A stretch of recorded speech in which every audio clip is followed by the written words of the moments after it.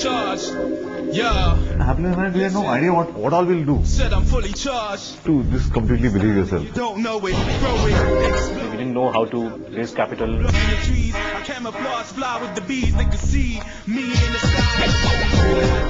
Hi, my name is Rajat. I'm 34 years old and I run Happily Married with this guy sitting next to me. I'm Rahul. I'm less than 34 years old. And I'm his partner. We started in 2002 and it's just one of those things which happens overnight or something like that. We were trying to start our own business and both of us were in Bombay. We were working for a software company. We were trying to set up their office in Bombay. There was hardly any work, so what we guys used to do is we used to go back to our flat and in the afternoon we used to go and jog. So while we were jogging, suddenly this whole idea came up. Just while we were jogging. It was coming because we realized that there's nothing, nobody's targeting young people in this country. And that time we were doing a lot of data crunching. We realized that more than half of the population of this country is under 35. And you know, based on our experiences while we were like getting house hunting, nobody wanted to give place to us because we are single people. And so we said maybe there's a market here of catering only to young professionals or young singles.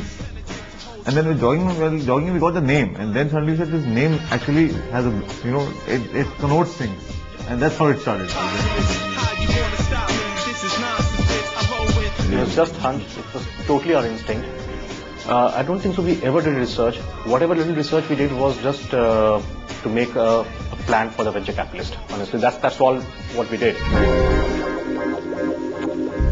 But it was just our instinct, and our instinct was like, okay, this has to do well. You know, there is a market, and there's nobody who's doing something similar. You know, but the whole thing was that when we started Happily Married, we had no idea what all we'll do.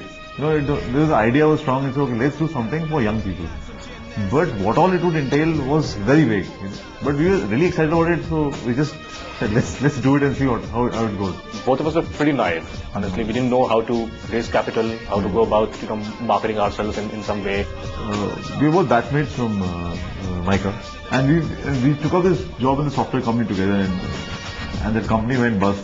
The one option was to look for jobs and continue what you're doing, or the other option, which seemed more exciting that time because we were young, seemed to do something which is far more cooler and more exciting, and which really excited us. The product came 1 year after we started. We conceived Happily Married. The first year what we were doing was basically setting up a shop, one-stop shop for single people, which basically meant that people who were coming from other cities to Delhi, Bombay or wherever, will help them find a place. That was the idea, and so we were doing a whole lot of things, right from giving you household stuff, which was bought in the market, to even finding your own house or flat. The simple reason for that was there was no money to do anything else. We could not, we had plans to make products, but there was no money to do that. And secondly, when you discuss and tell people you want to do fun products, nobody had any, there was no history or there was no reference of any sort, which is around 2002. So that was also the time when, the dot-com bust had happened. So all the people who had opened those fancy dot-coms had all gone bust. And then time you tell people that you want to open a business primarily which will have a website, and because there was nothing else we could afford, everybody was very skeptical. It's not going to work. It's not going to happen. It's not going to work. Because the idea also was sketchy. There was no definite plan. There's no project report to begin with. But I guess that's how businesses should begin. You can't do it without that. That's the only thing that works. I think the initial thing is it was just enthusiasm because everybody loved the name. We got a logo done. Because we were from advertising also, we could do very interesting posters and a very good logo. So that created a fair bit of curiosity, and then we launched a product which is this. This sort of was we picked up from the market and said this was the closest in reference to what we thought was fun.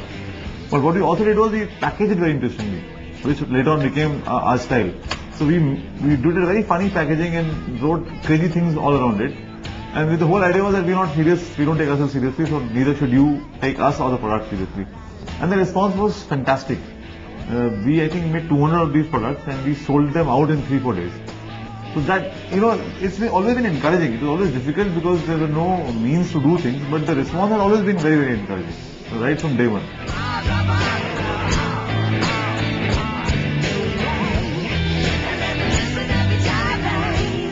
There's nothing to back it. The thing is that you had nothing to back it except, you know, you had a dream and you felt that you could, you know, there's something here. Most of the guys would say, yeah, ऐसा हो ही नहीं सकता. It will stop after 10. You stop after 10. You stop after 20. You can't. It's not possible. You know. We've done things like a mosquito coil holder, which is a fascinating product because nobody thinks of it and every household uses it. You know, that's the kind of thing we look at when we design products. So it's very easy to do a product which is like which just sits on the wall and does not do anything to make it funny. But to do a product that you can use every day and make it fun for you and enjoy the experience is our focus. And we're working on what will be the first happily unmarried bar and kitchen, which is going to be contemporary India the way it is. The first 2-3 years is going to be far worse than what you can imagine. Yeah. I mean, you can imagine the worst and then just multiplied by 10 times. It's going to be that bad. Other thing is, a lot of people want to do business because they hate their jobs. That is not the reason to do business. You will set up your own venture. You need to just have a very strong belief in what you're going to do. At the back of your mind, the feeling is that, you know, I can always go back to my job. Then you most likely will. You have to sort of just give that up as an option and then start business. Business evolves. You might start a product and end up doing something else. You need to be in love with doing business, and the idea keeps evolving. You can't hurry up things. We've discovered that a long time. You know, we've been waiting. We feel that orders just come. Is we ready? Waiting for it. It doesn't happen. And one day you're not chasing it, suddenly it comes to you. So I think it's a bit of luck and perseverance and just hanging on there. You were doing everything from the peon's job to the sort of CEO's job. So there was also acceptance of the fact that you will also do the dirty work. You know, and most of the initial years, most of it is dirty work. We've basically been dealing with guys like the sales tax authorities. And it's a pain dealing with it. It's not easy to work around the system. But the amount of paperwork and the effort that goes into in India is far more than anything in any country. To just completely believe yourself, you know, just back yourself to death. Insanely. I mean, and illogically. Don't look at numbers in the first couple of years. It doesn't matter.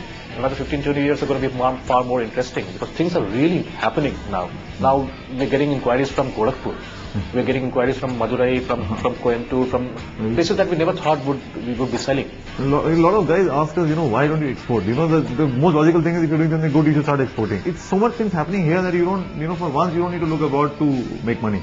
You can do it selling to people of your liking and your color.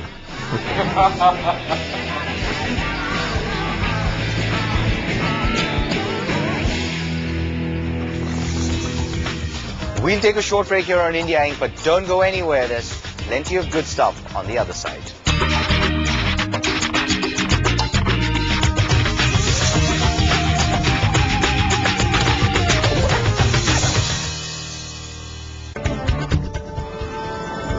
India Inc. is presented to you by